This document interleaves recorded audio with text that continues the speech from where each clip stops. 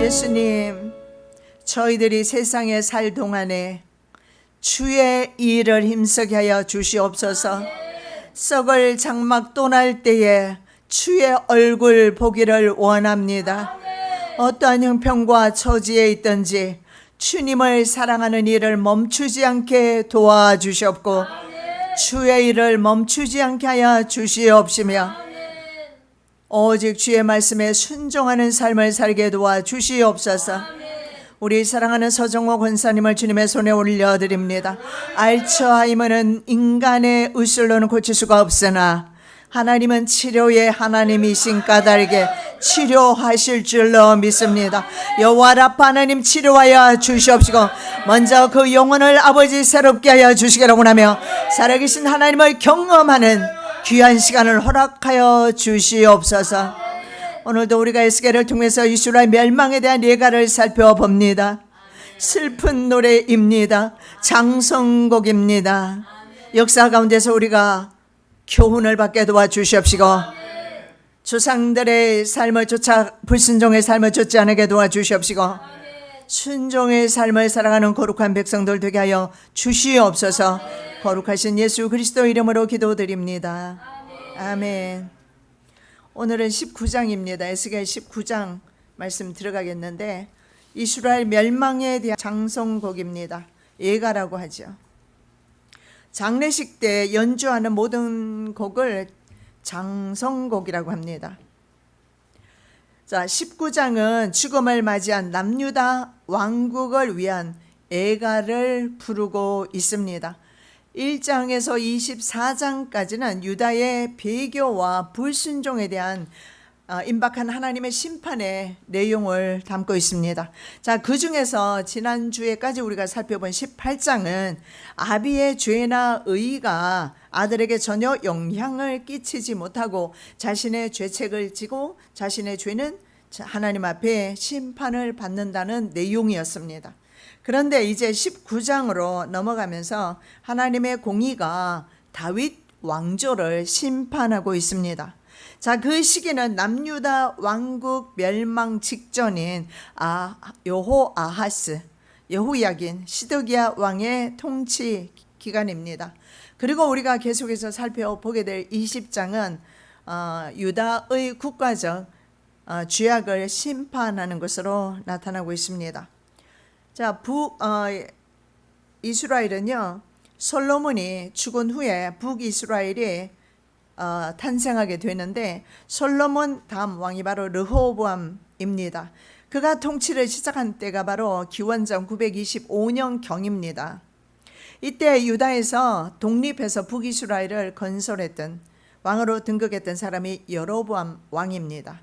그래서 여로보암 왕 때부터 주전 721년 아수르에 의해서 마지막 왕 호세아가 멸망당할 때까지 북이스라엘은 약 200년 기간인데 왕조가 19번 200년 동안 바뀝니다. 그리고 남유다는 120년 더 존속하게 됩니다. 그런데 남유다는 한 번도 왕조가 바뀌지 않았어요. 언제나 다윗의 후손이 왕이 되었는데 그 이유는 다윗에게 베푸신 하나님의 약속과 은혜 때문입니다. 그런데 이제는 그 다윗 언약조차도 하나님 앞에 심판을 받게 되는, 다윗 왕조까지도 심판을 받게 되는 것을 보게 되는데 북이스라엘 왕조와 남유다 왕조가 차이가 이렇게 큽니다. 북이스라엘은 오므리 왕조와 예후 왕조가 있습니다. 그 두 왕조를 제외하고는 통치 기간이 굉장히 짧았어요. 그래서 심지어는 7일 만에 7일 천하로 끝난 그런 왕조도 있습니다. 8명의 왕들은 암살되거나 왕조가 교체되는 그런 일들을 겪지만 남유다는 언제나 굳건했는데 결국 이 남왕국 바로 다윗 왕조가 이제 멸망할 때가 이르렀고 그것을 에스겔은 슬프게 장송곡으로 부르고 있습니다. 그래서 참으로 우리가 오늘 보게 되는 내용은 정말 썩 유쾌한 것은 아니지만 우리에게 이것을 기록해서 남겨주신 이유는 이것을 보고도 깨닫지 못한다면 참으로 미련한 자들이 될 것입니다. 교훈을 주시기 위해서 이런 멸망까지도 기록해 두신 사실을 볼 수가 있습니다. 여호와가 또 내게 이르노니 여호와가 너를 위하여 집을 이루고, 이 집이라는 것은 다이너스티, 왕조입니다. 다윗을 위해서 왕조를 이루신다는 하나님의 왕권 약속입니다. 그래서 오랫동안 남유다 왕국은 명성을 날렸습니다. 그런데 이제 다윗 왕조 멸망으로 애가를 부르게 되는 것입니다. 그리고 그 이후에 다윗 왕조는 한 번도 회복된 적이 없었습니다. 그런데 다윗의 후손 예수 그리스도를 통해서 어둠에 쌓였던 인류에게, 유다 민족에게 빛이 비칩니다. 그래서 마태는 1장 1절에서부터 예수 그리스도의 계보로 시작합니다. 아브라함과 다윗의 자손 예수 그리스도의 세계라, 이렇게 시작하면서 바로 다윗 왕조는 멸망으로 끝나지만 다윗 왕조의 후손을 통한 바로 하나님의 은혜는 지속적으로 부어지고 있다는 사실을 볼 수가 있습니다.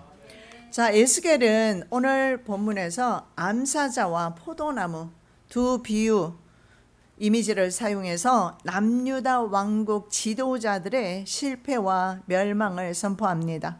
두 가지 비유 다 다윗 왕조를 비유하고 있습니다.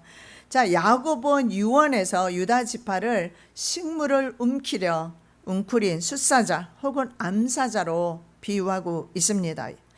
왕권에 대한 예언을 홀, 치리자의 지팡이 등의 표현을 통해서 바로 유다 지파에서 이스라엘의 왕이 나올 것을 말씀하고 있습니다. 물론 이 왕은 바로 메시아이신 예수 그리스도를 말씀할 것입니다. 유다는 사자 새끼로다. 내 아들아, 너는 움킨 것을 짚고 올라갔도다. 그의 엎드리고 웅크림이 숫사자 같고 암사자 같으니 누가 그를 범할 수 있으랴. 홀이 유다를 떠나지 아니하며 치리자의 지팡이가 그 발사에서 떠나지 아니하시기를 실로가 오시기까지 미치리니 그에게 모든 백성이 복종하리로다. 유다 지파를 통해서 왕의 탄생을 말하고 있는데 물론 다윗을 말합니다. 그런데 에스겔 19장은요, 야곱과는 반대로 더 이상 유다에는 통치자의 홀이 될 만한 가지가 없게 될 것이다. 그래서 슬픈 노래를 부르게 된다라고 말씀하고 있습니다. 자, 1절에서 9절은 사자 다윗 왕조가 사로잡힙니다. 너는 이스라엘 방백들을 위하여 애가를 지어. 자, 유다 방백들은 영어 성경에 보면 프린스로 나와 있어요. 바로 왕자 내지는 왕을 가리키는 것입니다. 그래서 이 방백은 원어로 나으시라고 합니다. 높은 지위의 사람, 통치자를 의미하는데 이 사람들이 누굴까요? 요시야 왕의 아들들과 손자가 포함이 되는데 여호아하스, 시드기야는 아들들입니다. 그리고 여호야김의 아들인 여호야긴이 포함이 됩니다. 자, 이들은 곧 죽게 될 왕들입니다. 이들을 위한 장례식에서 슬픈 노래 애가를 부르고 있습니다. 2절입니다. 부르기를 내 어미는 무엇이냐? 암사자라. 그가 사자들 가운데 엎드려 젊은 사자 중에서 그 새끼를 기르는데. 자, 2절에 젊은 사자들 중에서 자신의 새끼를 기르는 암사자 한 마리가 있습니다.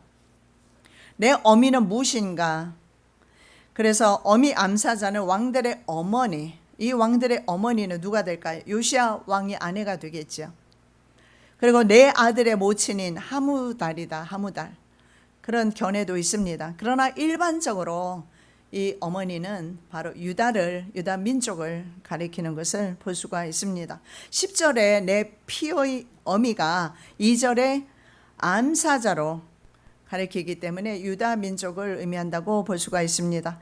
내가 에브라임에게는 사자 같고 유다 족속에게는 젊은 사자 같으니 나 곧 내가 움켜 갈지라. 내가 탈취하여 갈지라도 건져낼 자가 없으리라. 이 말씀을 통해서, 호세아 말씀을 통해서 주시는 것은 유다 민족이 굉장히 강력한 통치를 했다라는 사실을 보게 됩니다. 그래서 유다 민족이 통치할 때 이렇게 강력한 통치를 했던 왕은 바로 다윗과 솔로몬 시대일 것입니다. 그 이후에는 바로 르호보암 시대 때 두 나라로 나누어지기 때문에 그렇습니다. 자, 암사자는 사자들 가운데 엎드려서 젊은 사자 중에서 그 새끼를 기른다라고 했습니다. 여기에서 사자들은 말할 것 없이 옆에 있는 주변 국가들의 왕들을 가리키겠죠. 그런데 이방 열국이 포진해 있는 가운데 이 사자가 엎드려 있다. 이 말은 네 다리 모두를 모으고 쭈그리고 앉아서 휴식하는 장면을 보여주고 있습니다. 즉 이것은 비록 이방 나라들에 둘러싸여 있지만 정치적으로 강력했고 경제적으로 안정되었다는 사실을 볼 수가 있습니다. 남유다 왕국.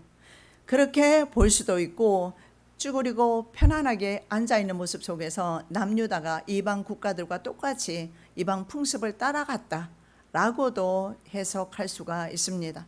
어떻게 해석하든 간에 암사자는 그렇게 남유다 암사자는 그런 정치적으로 그리고 경제적으로 이웃나라 못지않은 아니 오히려 이웃나라를 통치하는 그런 정치 권력을 가지고 있었습니다. 그 이유는 단 하나입니다. 하나님께서 그들을 보호하실 때 하나님께서 그들을 사랑하실 때 가능했던 것입니다. 자, 암사자의 특징은 바로 생산성입니다. 만약 암사자를 하무달로 봤을 경우에 그녀는 4명의 아들들을 두게 됩니다. 3명이 왕이 되었고 손자 여호야긴까지 4명이 왕을 두었습니다. 문제는 그들이 다 멸망 직전의 왕이었으므로 슬프게 인생을 끝낸다라는 것입니다. 여러분, 하나님께서 우리에게 말씀 주신 약속은 사람으로 하여금 고생하게 하는 것이 본심이 아니다. 그러면 내가 고생한다고 생각하면 그것은 하나님의 뜻과 다르게 살고 있기 때문이다. 이렇게 보시면 될 것 같습니다. 암사자가 만일에 유다이면, 유다 민족이라면 유다 왕국이 암사자 새끼들 가운데 하나를 택해서 젊은 사자 한 사람을 왕으로 세운다라는 것입니다. 동물의 왕은 동물의 왕 사자의 특성은 강하고 용맹한데 다윗과 솔로몬이 그랬습니다. 왜냐하면 다윗은 한 번도 진 적이 없어요. 언제나 이겼습니다. 그래서 유다 지파를 사자로 표현하고 있습니다. 자, 다윗은 가는 곳마다 이긴 것 때문에 유명했습니다. 자, 3절에서 9절은요. 젊은 사자인 왕의 활동과 운명을 은유적으로 지금 묘사하고 있습니다. 유다 왕국 말기의 역사적 정황과 일치하고 있습니다. 3절입니다. 그 새끼 하나를 키우며 젊은 사자가 되어 식물 움키기를 배워 사람을 삼키매. 예, 한 사자를 지금 계속 말하고 있지요. 자, 이 사람은 누구일까요?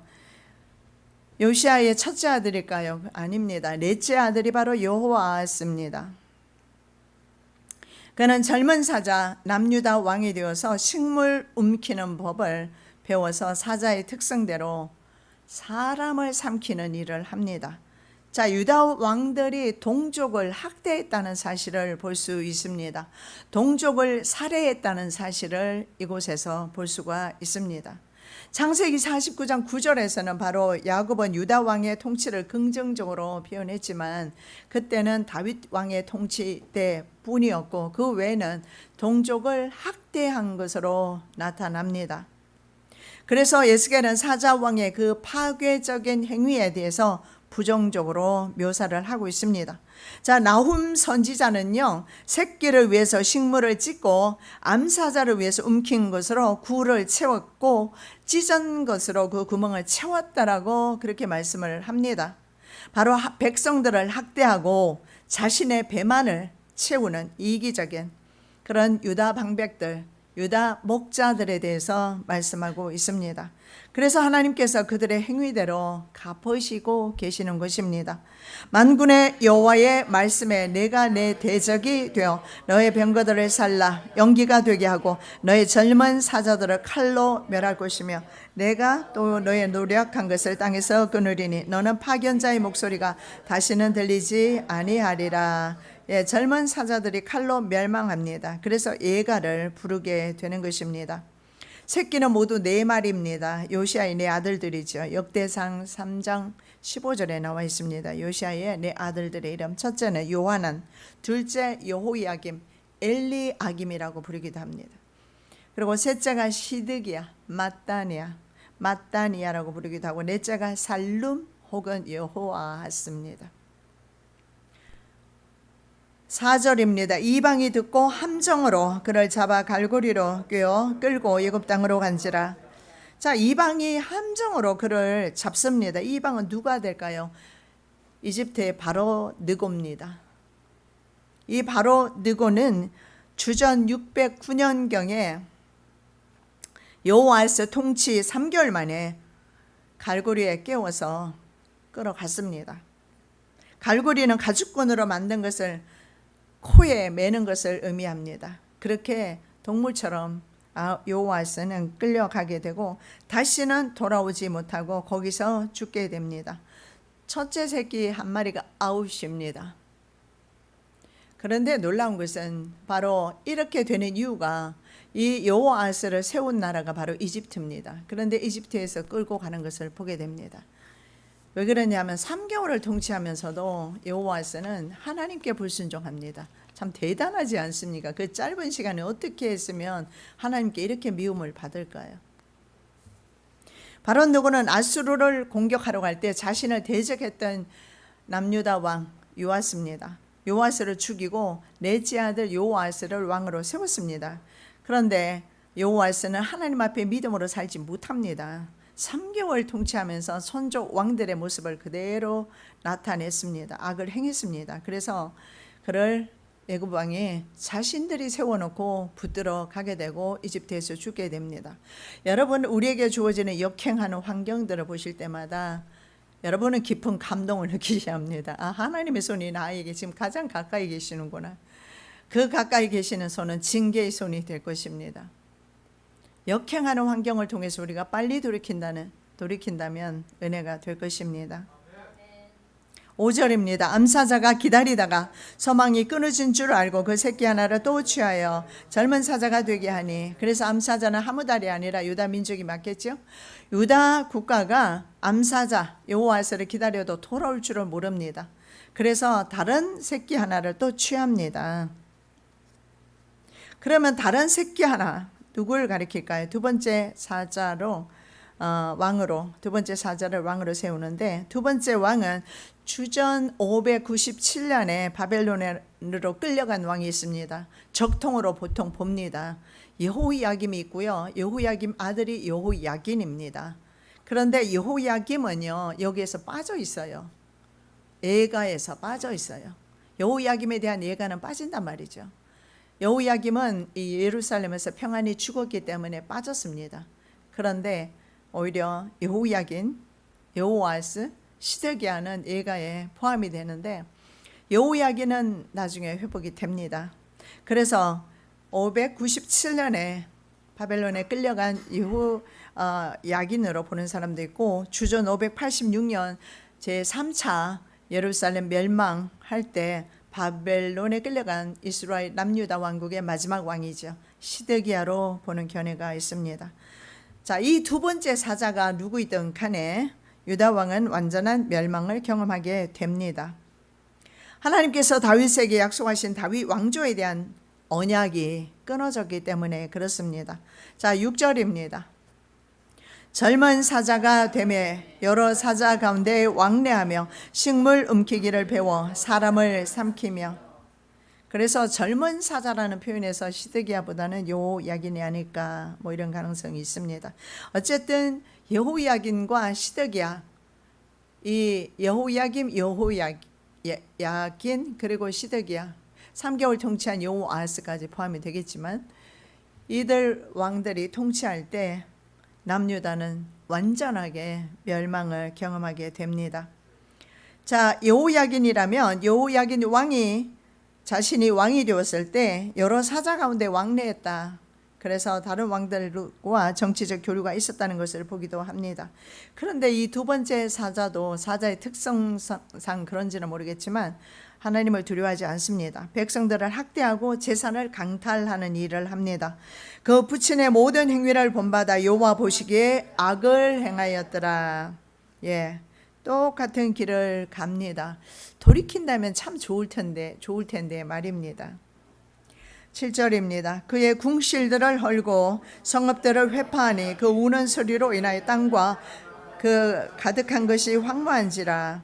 그의 궁실들을 헐었다라는 표현에서 원어로 보면 그의 과부들을 알았다 이런 의미가 됩니다. 그래서 어떤 학자들은 여호야긴 왕이 유다 과부들을 범했다라고 보는 견해도 있는데 좀 더 지지받는 견해가 있어요. 그게 뭐냐면 사본가들의 실수로 성읍들, 궁성들로 지금 표현된 성읍들을 잘못 옮겼다는 것입니다. 과부들로 잘못 옮겼다는 겁니다. 그래서 문맥상 성읍들로 해석하는 것이 자연스럽기 때문입니다. 자, 여호야긴 왕은 정적들을 바로 대적하는 과정에서 그들의 궁성들까지 헐었다라는 사실을 보게 됩니다. 성경에는 두 가지가 나옵니다. 참 목자와 가짜 목자가 나와요. 참 목자는 국민의 편에 서는, 그래서 여러분이 총선할 때 대선할 때 정말 국민들을 위하는 그런 국민들의 편에 있는 자기의 사리사욕을 참 가늠하기가 어렵죠, 그죠? 그렇지만 평소에 그의 행적들을 보면 자기 욕심에 따른 정치를 하는지 과연 이 나라를 위한 애국을 하는지 보면 알 수 있을 것입니다. 그래서 그런 정치인들을 뽑아주는 것이 국민들이 할 일이라고 생각을 합니다. 그래서 성경에는 두 목자가 두 종류의 지도자가 나타납니다. 그런데 사실은 긍정적인 지도자조차도 다윗이 가장 긍정적인 왕이죠. 지도자였죠. 그럼에도 불구하고 부정적인 측면이 있잖아요. 그 죄라는.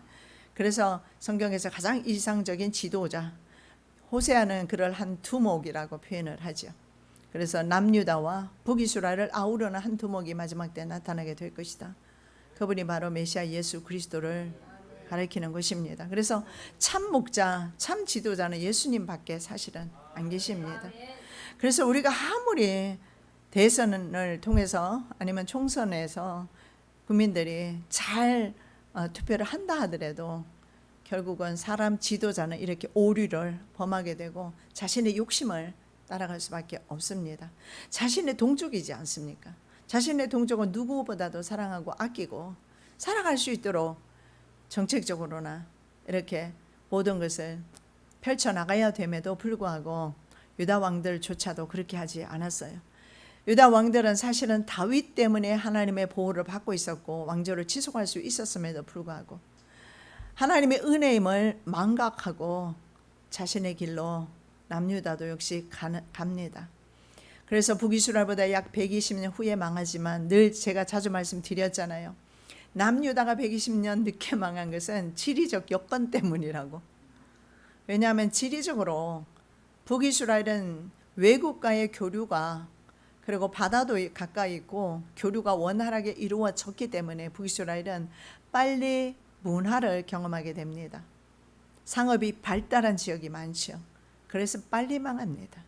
그래서 성경은 문화를 곱게 생각하지 않아요.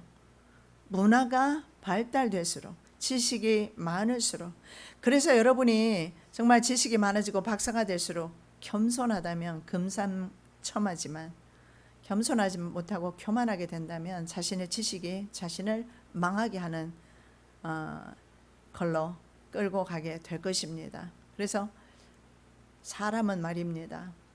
또 부도 마찬가지예요. 하나님께서 불을 주셨을 때 그 불을 정말 지혜롭게 잘 사용하면 모르지만 그 불을 자기와 자기 자식을 위하여서만 쓰게 되는 욕심을 부리게 되고 그렇게 되면서 오히려 빨리 망하게 되고, 그래서 그 많은 불을 가진 사람들을 보면 자식들이 부모의 불을 가져가기 위해서, 물질을 가져가기 위해서 서로 싸움질하고 부모를 때리고 이렇게 하는 것을 보게 됩니다. 그래서 우리 인생들은 너무 많은 것이 주어지면 타락한다. 거의 대부분 그런 것 같습니다. 그래서 그 기도, 잠언 기자의 기도가 부하게도 마시고 가난하게도 마시고, 그래서 주님께서는 우리에게 주시는 기도가 일용할 양식을 주옵시고, 그래서 우리가 때로는 부족한 것이 넘치는 것보다 믿음 지키기에는 낫다라는 것입니다. 이스라엘 왕들은 한결같이 그 다윗과의 하나님의 언약 때문에 다윗 왕조를 계속 보존하시고, 다윗 왕조를 사랑하시는 그 사랑 때문에 보존된다는 사실을 간과한 것입니다. 그리고 그들은 계속 불순종의 길로 갔습니다. 그리고 그들이 잘났어가 아니라 하나님께서 그들에게 바로 하나님의 백성을 맡겨주셨는데, 다윗으로 인해서 그들에게 맡겨주셨는데, 그것을 교만하게 그들은 백성들을 학대하는 것으로 자신의 권력을 남용했다는 사실을 볼 수가 있습니다. 지금 세계 정치, 경제 모든 것을 보면 아시겠지만 권력의 속성 자체는 항상 권력이라는 것은요 멈추지 않습니다. 권력의 속성은 또 다른 권력이 일어나기 때문에 권력을 유지하기 위해서라도 남을 짓밟을 수밖에 없다라는 사실을 볼 수가 있습니다. 그것이 바로 다니엘이 말씀하신 7 머리 10뿔 짐승입니다. 거기에 나타나는 제국들을 보시면 다른 나라를 항상 징벌하고 그리고 멸망시키고 다른 나라가 나타나는 것을 보게 됩니다. 그런데 정말 감사한 것은 세상 제국들은 이렇게 소망이 없고 세상 권력은 국민을 위하지 않지만 마지막 때 바로 산에서 채석한 한 돌, 자연석입니다.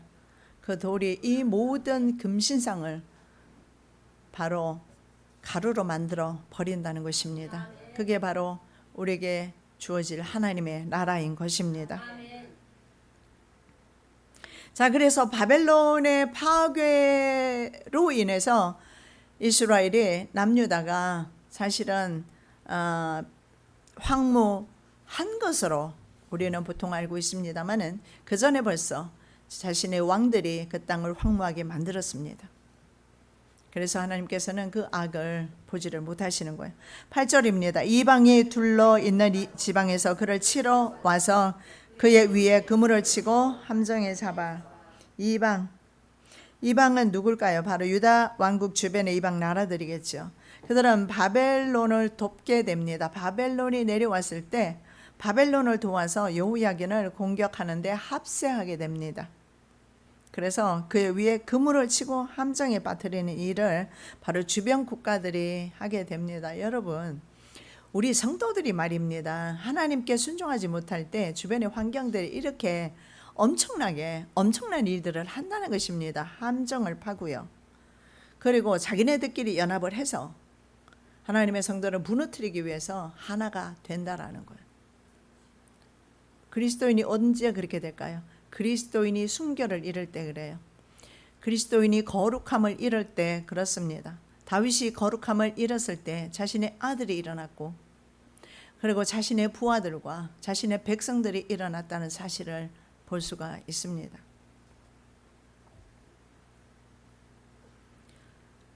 갈고리로 꿰고 철롱에 넣어 끌고 바벨론 왕에게 이르렀나니 그를 옥에 가두어서 그 소리로 다시 이스라엘 산에 들리지 않게 하려 함이니라. 철롱은요 사냥한 짐승이나 포로들을 잡아서 이제 우리에 가두입니다. 우리를 철롱이라 합니다. 주로 철이나 나무로 당시에 만들었습니다.